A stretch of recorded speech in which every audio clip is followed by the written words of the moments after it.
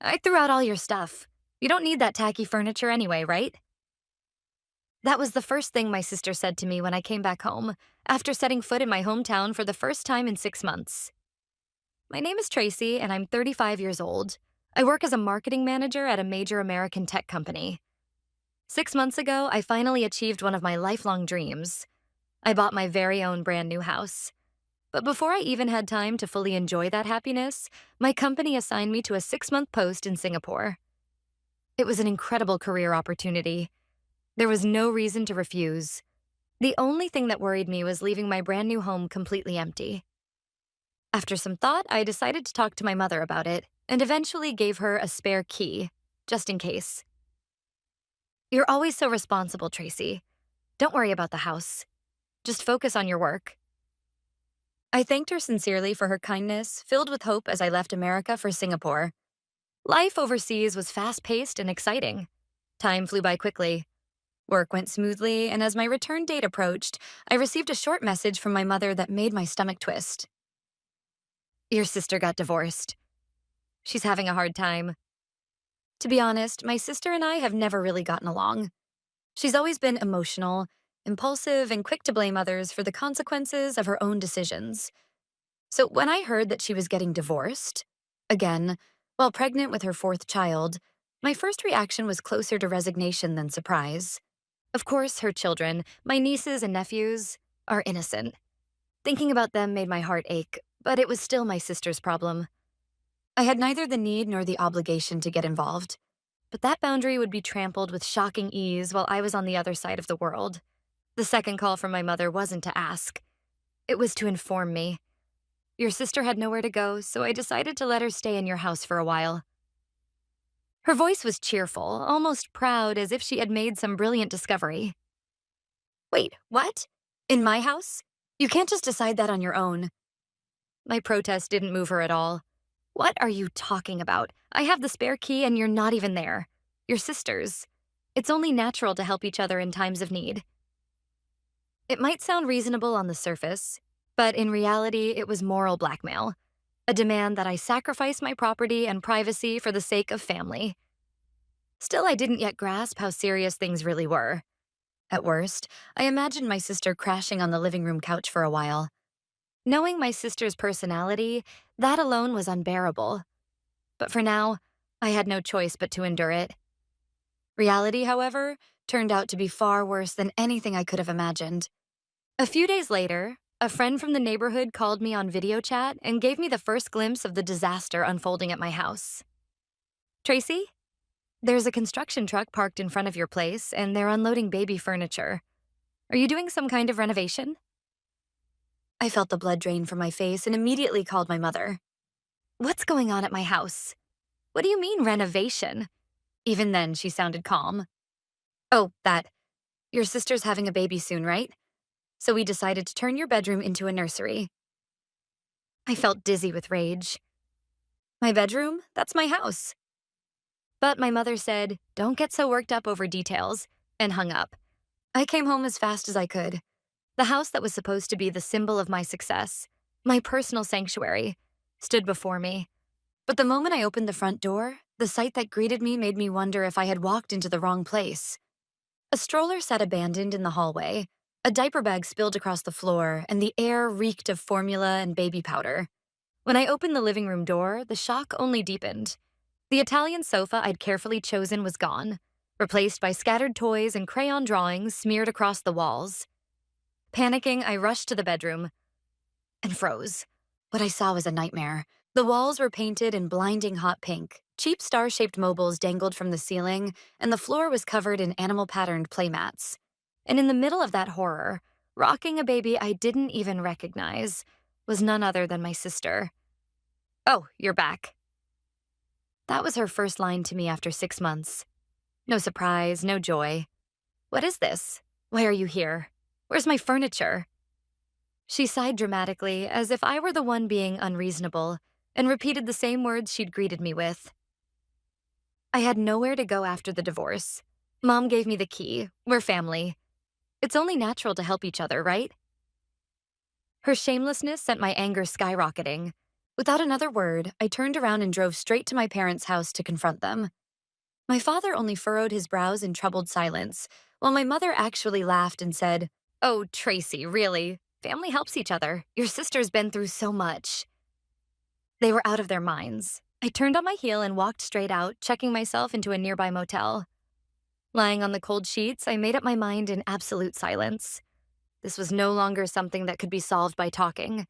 This was a war for everything I had. I barely slept that night. The next morning, I went straight to the local police station. If I explained everything, maybe they could remove my sister for trespassing.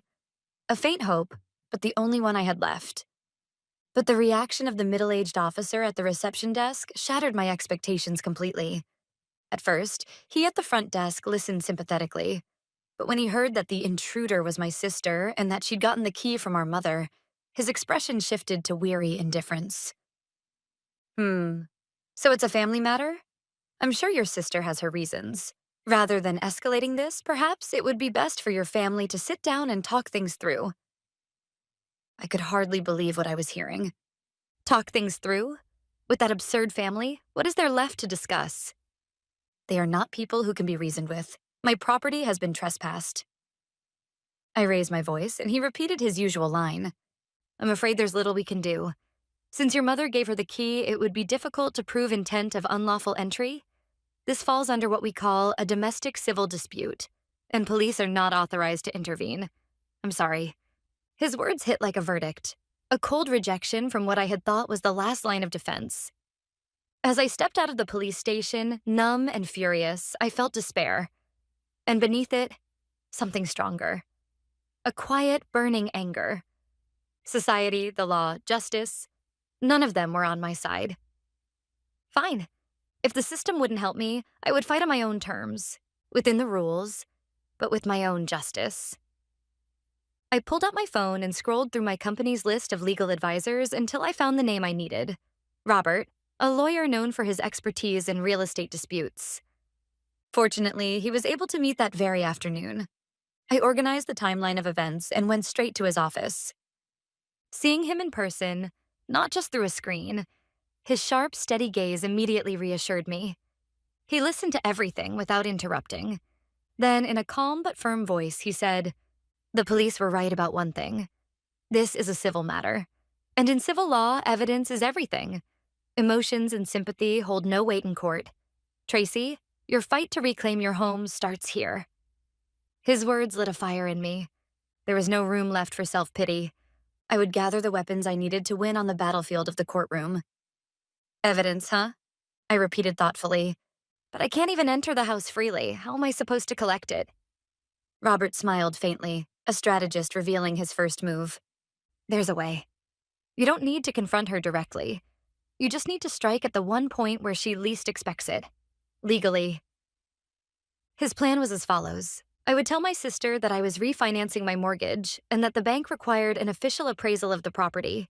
It was an entirely plausible excuse, a normal procedure for any homeowner. Since my sister wasn't the owner, she had no legal authority to block the appraisal. And the appraiser, actually a trusted investigator hired by Robert, would conduct a thorough inspection while I accompanied him as the homeowner.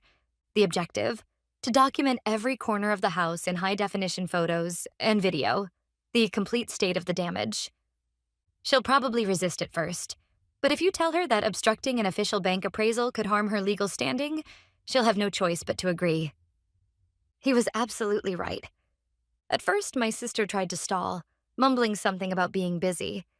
But when I told her my lawyer would notify the bank if she refused, she grudgingly consented. A few days later, I stood once again in front of my house, this time with the appraiser beside me. When my sister opened the door, she glanced at me briefly and turned away with a scowl, but I didn't care anymore. Keeping my composure, I followed the investigator inside. He moved methodically through the rooms, clipboard in hand, filming everything with a small but powerful camera. "We'll need to record the condition of each room for valuation purposes," he said in his professional tone. My sister didn't suspect a thing. Every stain on the floor, every crayon mark on the walls, every inch of the master bedroom now drowned in garish pink paint. It was all documented, carefully and thoroughly, under the guise of an official appraisal. As she stood there unaware, I looked at her back and thought quietly to myself, just a few more moves until checkmate. That same afternoon, I went straight to Robert's office. I transferred the videos and photos onto his computer. He leaned forward, studying each image intently, especially the scribbled walls and the desecrated master bedroom. A deep crease formed between Robert's brows, and I watched as it slowly shifted, not into surprise, but into a quiet professional anger. Then he turned to me with a sharp question. Excellent evidence. But tell me, Tracy, do you have any proof of what the house looked like before the damage? I do, I answered immediately. I was so happy when I bought the place that I took photos of every corner, like a magazine spread. I opened my laptop and shared a folder from my cloud drive titled My Home. Inside were images of a flawless living room, elegant walnut floors, and a serene master bedroom with soft off-white walls. Robert alternated between the photos and the video of the damage I had shown him, nodding deeply with satisfaction. Perfect. With this, we can prove malicious intent beyond question. There's no room for debate. They'll never expect you to have such complete evidence. This will be our strongest weapon. Then he laid out the first step of our counterattack. First, based on this evidence, let's immediately demand their departure. We will send a certified letter with delivery confirmation to your sister and parents. The notice will contain 2 points. First, an order to vacate immediately. Second, a warning that all property damage will be assessed after handover and that full restoration costs will be claimed through legal channels. We won't specify any monetary amount yet. The uncertainty will make it more intimidating. I nodded firmly. Yes, ending the illegal occupation came first. I clenched my fist tightly, feeling that at last I could raise the banner of my counterattack. The day the notice must have arrived, my phone wouldn't stop vibrating in my motel room. Calls and messages from my mother and sister flooded the screen like a storm. Just as Robert had advised, I simply stared at their names coldly. No replies, no explanations. When I didn't answer, voicemail notifications began to pile up. Later, during a short break at work, I put in my earphones and pressed play. Tracy, what on earth is going on? I just got some sort of letter from a lawyer. You're evicting your sister and threatening to sue for damages? Are you insane, suing your own family? My mother's voice was shrill, almost hysterical, filled not with concern for the harm I'd suffered, but with outrage that her little scheme had unraveled. Next came my sister's turn. Fake sobs laced through every word. Tracy, how could you do this to me? To us. I have nowhere to go with my children. You didn't need to make it this serious, bringing in a lawyer. Please, let's just talk this out. Don't do this to me, okay? But her words slid off me like rain on glass. It was the same old act she'd perfected over the years, playing the victim to guilt-trip others into submission. If she truly wanted to talk things out, she wouldn't have invaded my home and destroyed my belongings in the first place. Everything was unfolding exactly as Robert had predicted. They'll try to shake you emotionally first. Don't give them an inch. His calm professionalism was my shield. I turned off my phone, took a deep breath, and exhaled slowly. No more starring in their family drama. Several days had passed since I had started completely ignoring their messages. Robert's office informed me, as expected, that both my mother and sister had called repeatedly, demanding to speak with me. He summarized their messages in a concise email. Your mother insists you've lost your mind and that bringing a family dispute to court is insane. Your sister claims she's in financial distress and unable to move out immediately. Neither shows any intention of complying with our demand. I wasn't surprised. I hadn't expected them to surrender easily. It was clear that my sister would take full advantage of her position as the victim to try to get her way.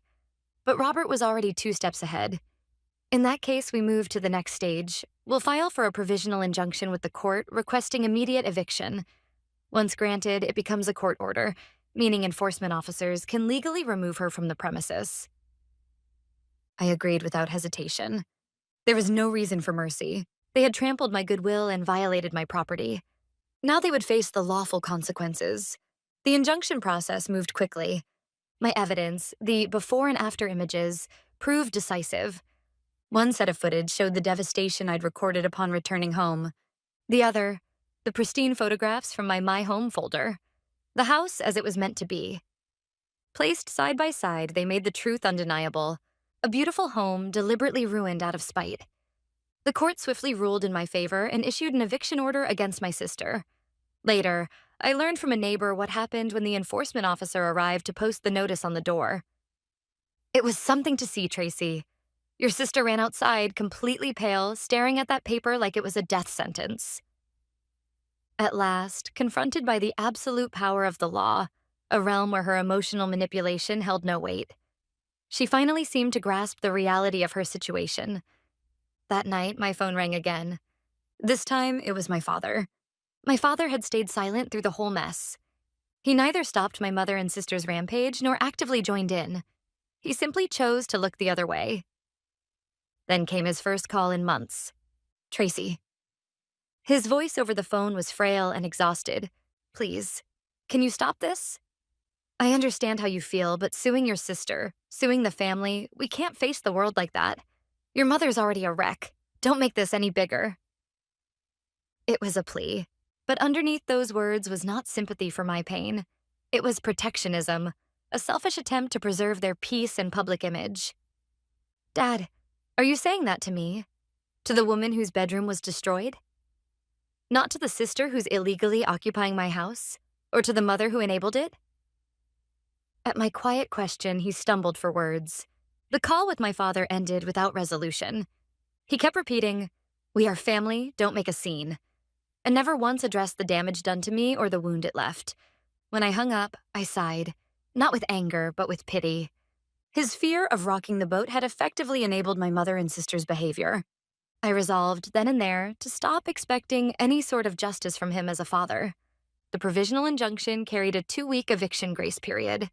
Would my sister leave willingly or fight to the bitter end? I watched the situation from my motel room, holding my breath. According to Robert's updates, my sister scrambled to find a lawyer and tried to mount a defense. But with the evidence stacked so heavily in our favor, their chances were slim. The day before the eviction deadline, I received a message from my sister dripping with hatred. "You ruined my life. You're going to throw me and the baby I'm carrying and my 3 other kids out on the street, aren't you? You demon. People like you don't deserve a warm home. I hope you freeze and die alone in that huge empty house." Surprisingly, I felt no anger reading it, only a deep pity.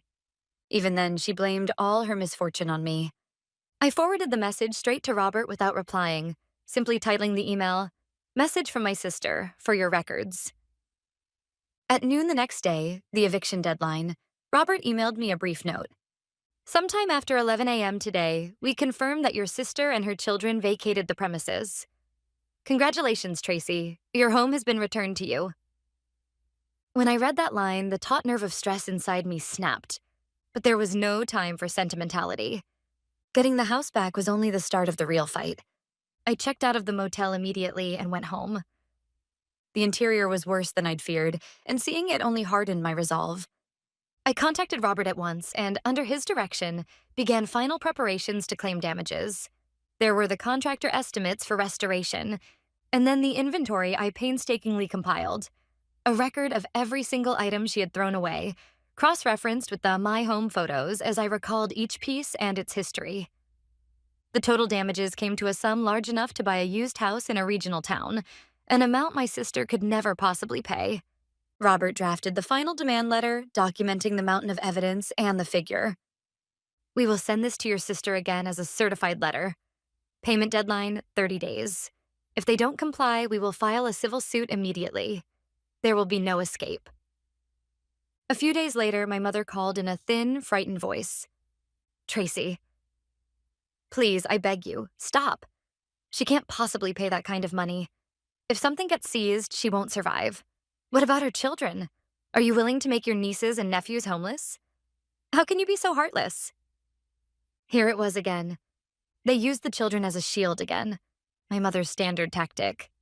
"Mom, you should have said that before she wrecked my bedroom. You're worried about the wrong people.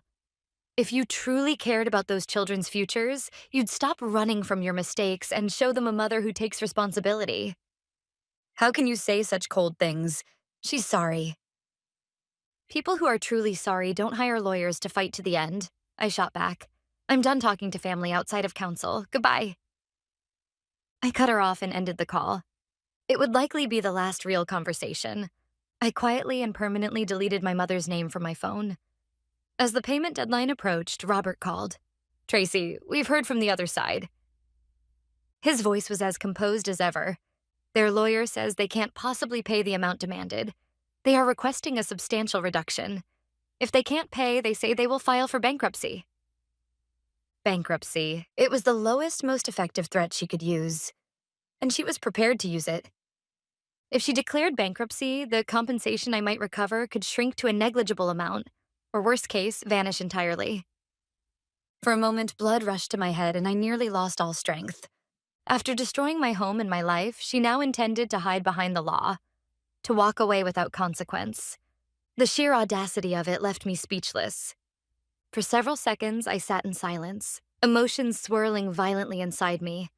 Anger, disappointment, helplessness. And then, from the chaos, a single, unmistakable answer rose to the surface. "I see," I said, forcing my voice to remain steady. "Then, Robert, please proceed with the lawsuit. I don't care if I never recover a single dollar. What I want is for her actions to be judged in a court of law, publicly, officially. I want the fact that she cannot escape responsibility to be carved into her life in the form of a judgment." After a brief pause, Robert replied, his tone carrying a quiet note of respect. "That's an excellent decision, Tracy. I was going to suggest the same." In truth, the opposing lawyer seemed hesitant. He knows they have no chance of winning. "I believe the word bankruptcy was merely a bluff to shake your resolve. If we stand firm and offer no concessions, they'll have no choice but to yield." His words steadied me. This was no longer about money. It was about reclaiming my dignity, my life, my boundaries. I formally instructed Robert to proceed with the lawsuit. Negotiation was over. Now it was up to the court to speak the truth. And I knew this decision would sever whatever fragile ties remained between me and my family. But I felt no regret. The notice that we were moving to litigation reached my sister's lawyer. And just as Robert had predicted, the bankruptcy threat crumbled. A few days later, Robert received a message from my sister's lawyer that could almost be called a complete surrender. They are willing to pay the full amount requested, but since a lump sum payment is difficult, they asked to pay in installments. How would you like to proceed? I paused for a moment to consider Robert's report. I could take them to court, win decisively, and destroy what little reputation they had left. But my goal wasn't to ruin my sister socially.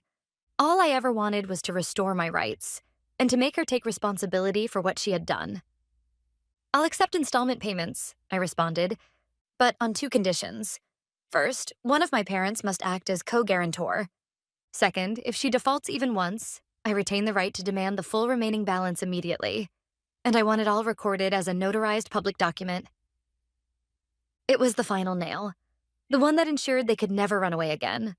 They accepted the terms. A few weeks later, I sat in Robert's office, signing a mountain of papers. I never saw my sister again. Everything was handled quietly, through our lawyers. And just like that, my long, grueling battle came to an end. I repaired the house without delay.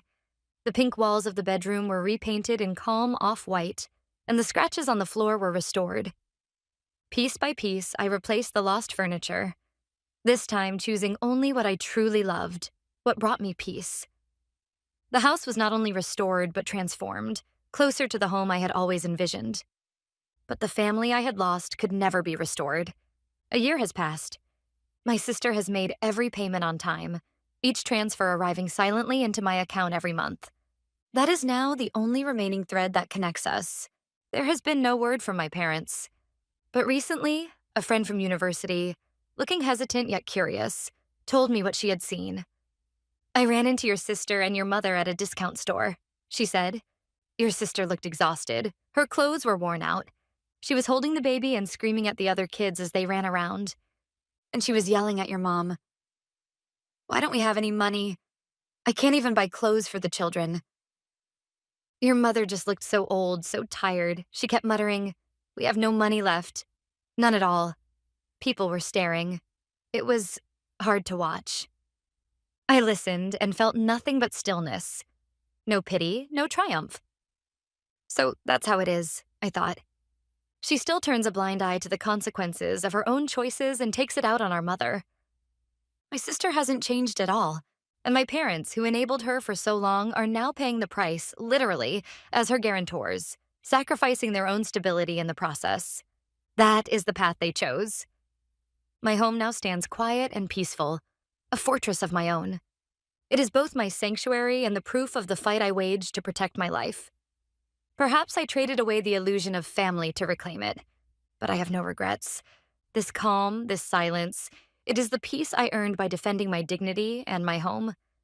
Even blood ties have boundaries that must never be crossed. And sometimes, to protect those boundaries, you must choose to fight. In this quiet castle, I will go on living, on my own terms,